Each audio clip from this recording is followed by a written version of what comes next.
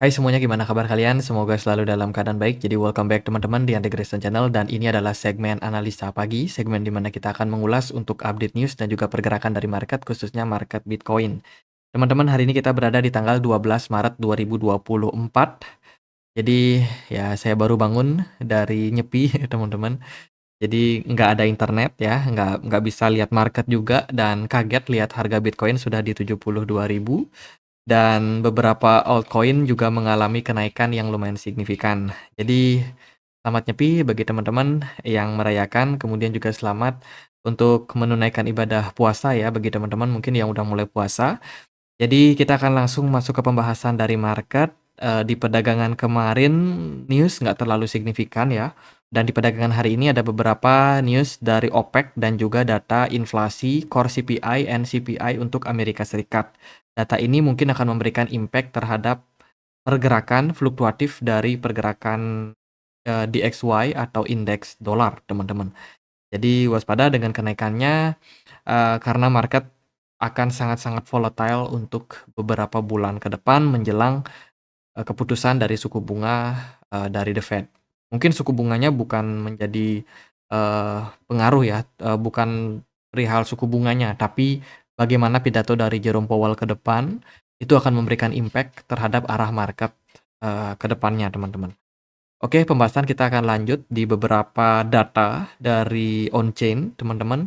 Ini adalah data yang diposting oleh Ki Yong Ju, seorang analis sekaligus founder dari CryptoQuant ya, teman-teman. Dia memposting bahwa posisi sekarang kenaikan bull cycle pada Bitcoin ini disebabkan karena banyaknya modal institusi yang sudah masuk, teman-teman, menyebabkan kenaikan pada Bitcoin itu belum membuat koreksi yang berarti dalam 1 tahun lebih kenaikan sejak 2023 sampai 2024 kuartal pertama ini. Bitcoin belum sama sekali membuat koreksi yang dalam ya. Sekalipun ada koreksi sebentar, biasanya pergerakan Bitcoin akan kembali mengalami lonjakan, teman-teman. Jadi Bitcoin masih terbilang dalam posisi yang positif. Selain itu, data juga datang dari sentimen terkait dengan supply Bitcoin di exchange makin lama makin turun, pasokan Bitcoin makin langka. Kelangkaan menyebabkan kenaikan harga. Jadi nggak heran pergerakan Bitcoin terus mengalami kenaikan karena Bitcoin-nya sendiri ini makin sedikit di market, teman-teman. Bitcoin yang beredar itu makin dikit ya. Seperti halnya beras atau cabai deh. Cabai kalau makin dikit di market, akibatnya pergerakan harganya justru melonjak. Tapi kalau supply-nya makin banyak di market, harganya cenderung makin murah ya. Jadi itulah yang terjadi pada Bitcoin sekarang, supply-nya makin dikit dan Bitcoin-nya sendiri makin mahal. Belum selesai sampai di sana, supply dari stablecoin, contohnya adalah USDT, USDC, ataupun stablecoin mata uang lain, itu terus mengalami kenaikan, teman-teman. Artinya apa? Artinya makin banyak stablecoin di market, semakin banyak power yang bisa digunakan untuk membeli ya aset-aset kripto, tidak hanya Bitcoin tapi juga altcoin. Dan ini peningkatan jumlah dari stablecoin yang terus meningkat ini akan menyebabkan impact yang bagus terhadap pergerakan dari market kripto secara menyeluruh, teman-teman. Jadi ini berita bagus di mana kenaikan stablecoin sudah mengalami kenaikan yang lumayan konsisten dalam beberapa waktu ditunjang sama kenaikan harga juga pada market. Jadi dari beberapa data menunjukkan tren yang cukup bagus buat market Bitcoin, teman-teman. Kemudian weekly crypto asset flow, teman-teman, menunjukkan bahwa saat ini kondisi inflow pada market itu mencapai puncak tertingginya kembali. Terus Grayscale masih dalam proses distribusi barang, penjualan ya. Sementara dari beberapa produk ETF kayak BlackRock, Fidelity itu terus mengalami akumulasi. Bitcoin adalah aset yang paling banyak mendapatkan inflow. Yang kedua adalah Ethereum, ketiga adalah Solana, Binance, Litecoin, dan kawan-kawannya juga mengalami inflow yang lumayan baik. Itu ya teman-teman dari beberapa rilis data. Kemudian kemarin juga berita terkait dengan MicroStrategy kembali membeli sekitar 12.000 Bitcoin, teman-teman, dan dia dapat di harga yang cukup tinggi ya. Kemarin ada announcement MicroStrategy beli di kisaran 68 ribuan. Narasinya udah mulai beda ya. Kalau dulu mungkin mungkin teman-teman yang ikut di market crypto 2021 ketika MicroStrategy, Michael Saylor beli Bitcoin, justru harganya malah terkoreksi. Tapi kalau kalian perhatikan sejak 2023 sampai sekarang, ketika MicroStrategy beli, justru pergerakan Bitcoin malah naik. Udah bergeser nih, habit ataupun kebiasaan dari market udah berubah total, teman-teman.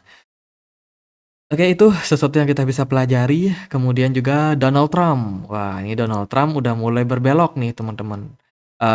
Nadanya sekarang sudah mulai konstruktif, sudah mulai membangun untuk Bitcoin. Padahal 3 tahun lalu mantan Presiden Donald Trump ini mengatakan bahwa Bitcoin itu adalah scam. Ya, Donald Trump dikabarkan berencana untuk kembali maju dalam pemilu Amerika Serikat yang akan diadakan di akhir 2024 ini, teman-teman. So, lagi coba buat nyari suara, teman-teman. Jadi, Donald Trump sendiri bukan orang yang tidak peka terhadap perubahan zaman. Donald Trump sangat-sangat fleksibel, sangat-sangat ngikutin tren. Contohnya kemarin ada NFT, Donald Trump punya NFT juga, teman-teman, dan lumayan sukses. Ya, dan sekarang dia udah mulai mengarah ke pro Bitcoin. Ini mungkin bisa menjadi narasi yang bagus di tengah udah mulai dekat nih pemilu Amerika Serikat yang tentunya akan mencoba untuk mencari banyak simpatisan. Donald Trump juga dikabarkan discuss tentang Bitcoin use ya, dan yakin bahwa Bitcoin ini memiliki use case di masa depan. Waduh, ini narasi-narasi market udah mulai positif, teman-teman. Kemudian fakta yang lain, Bitcoin sekarang sudah melampaui value dari silver. Ya, salah satu precious metal, salah satu aset dari emas atau logam ya, teman-teman, yang sudah lama, sudah beratus-ratus tahun, dengan waktu beberapa tahun saja, belasan tahun sudah berhasil disalip oleh Bitcoin dalam hal market cap-nya, teman-teman. Jadi Bitcoin sudah melampaui silver dan ke depan mungkin akan melampaui banyak aset-aset finansial lain seperti saham, even bisa emas ya. Tapi itu mungkin membutuhkan waktu yang agak lama, teman-teman. Kemudian berita bagus juga datang dari London Stock Exchange. Ini dikabarkan bakalan merilis untuk Bitcoin ETN after FCA approval. Jadi ETN ini adalah produk yang kurang lebih mirip-mirip seperti ETP, ETF, kemudian ETC, dan juga ETN. Ini produk-produk yang sifatnya derivatif, teman-teman, yang bergerak atau yang bisa diperdagangkan di bursa saham Inggris ya. Jadi bakalan di listing juga. Jadi anggapannya ini mirip kayak ETF. Maka London di Inggris sekarang sudah akan bisa untuk memperdagangkan ETN Bitcoin juga, teman-teman. Tapi ini sifatnya belum mendapatkan approval, masih berupa narasi, teman-teman. Mungkin dalam beberapa waktu ke depan kita akan lihat berita terkait hal tersebut ya. Ini bisa menjadi narasi yang positif di mana Hong Kong, kemudian beberapa negara di Uni Emirat Arab di Timur Tengah ya, Uni Emirat Arab, Qatar, itu udah mulai melirik juga terkait dengan kripto ini, teman-teman. Kemudian dari Inggris, London juga udah mulai terbuka dan semoga kedepannya bakalan mengarah ke tren yang lebih baik lagi. Oke, bagaimana kondisi dari market Bitcoin? Nah, sebelumnya, sebelum kita masuk ke Bitcoin ya, yang sudah diperdagangkan di kisaran 72.300, aku mau ngasih lihat ke teman-teman koin-koin yang lawas, yang jadul kayak Litecoin, XRP, koin-koin yang udah cukup senior, kemudian juga ada Polkadot, terus juga Algo aku perhatikan cukup menarik, teman-teman. Algorand, Zilliqa pelan-pelan udah mulai naik, itu mengalami tren kenaikan ya di perdagangan kemarin. Jadi narasi mungkin udah agak bergeser di mana meme coin kayaknya udah mulai sedikit ditinggalkan. Artinya whale sudah mulai pindah lagi ke narasi koin yang baru, yaitu koin-koin lama, teman-teman. Kemudian kalau kita perhatikan juga DeFi pelan-pelan masih agak sedikit menguat ya. Koin-koin kayak AI itu juga agak sedikit koreksi di perdagangan kemarin. Jadi itulah narasi udah mulai berganti ke koin-koin lama ya. Jadi bisa diperhatikan koin-koin semacam Algo, kemudian Zilliqa atau mungkin Cardano, XRP juga Itu boleh banget teman-teman pantau. Litecoin, mungkin Bitcoin Cash juga boleh dipantau ya. Itu koin-koin yang menarik untuk altcoin dan kalau kita lihat dari pergerakan Bitcoin sementara ini, Bitcoin mengalami tren yang lumayan bagus. Bitcoin sudah membuat all time high baru dan seperti yang kita sampaikan, Bitcoin udah nggak punya plafon lagi di atas. Jadi terserah Bitcoin mau kemana, sampai di level mana Bitcoin mampu naik ya terserahnya aja teman-teman. Dari volume perdagangan cenderung bagus. Kemudian dari MACD juga menunjukkan tren yang masih terbilang positif. Smart Money menunjukkan tren yang masih sangat-sangat bullish pada pergerakan dari Bitcoin. Kemudian Bitcoin dominance di perdagangan kemarin juga mengalami kenaikan tipis teman-teman sehingga mampu dimanfaatkan oleh beberapa altcoin.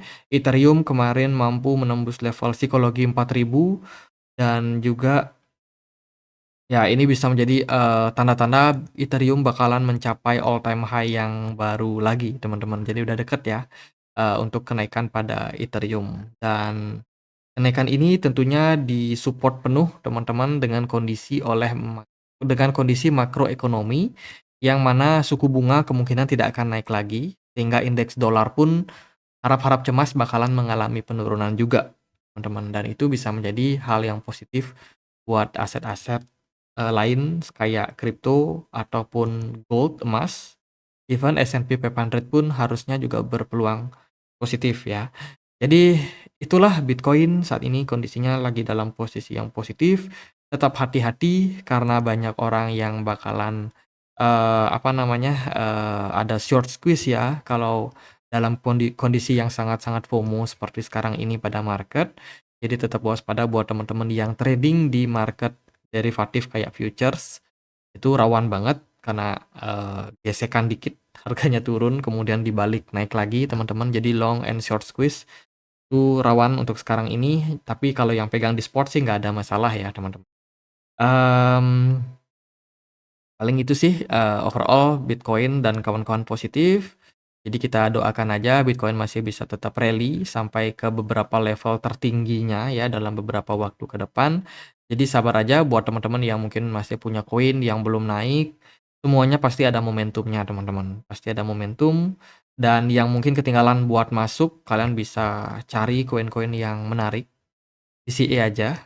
Karena dalam posisi sekarang sangat sulit untuk kita menunggu koreksi yang bisa terjadi pada market ya, masih bakalan sangat-sangat dinanti kapan pergerakan koreksi yang justru tidak menemukan titik terang teman-teman, kapan Bitcoin bakalan koreksi itu masih tanda tanya ya, karena dari sudut pandang teknikal juga Bitcoin masih sangat-sangat positif. Oh ya, kemarin juga kita dapat closing time frame weekly, bagus closingnya teman-teman, ditunjang sama kenaikan pergerakan Bitcoin, volume juga naik, smart money juga penuh. Jadi ya Bitcoin dan kawan-kawan masih bakalan positif dalam beberapa waktu. Untuk support, saat ini terdekat pada Bitcoin ada di kisaran 64 ribuan, 65.000 something. Teman-teman. Jadi kalau ada koreksi bisa dijaga di area-area tersebut untuk Bitcoin dan kawan-kawan. Jadi gitu aja, semoga video kali ini bisa bermanfaat. Bila mana ada pertanyaan lain, ada koin lain buat dibahas, bisa banget tulis di kolom komentar channel YouTube ini. Dan aku mau ucapin thank you buat teman-teman yang ngasih analisanya kemarin ya. Saya cuan di Algo, teman-teman. Algo Potential Inverse Head and Shoulders.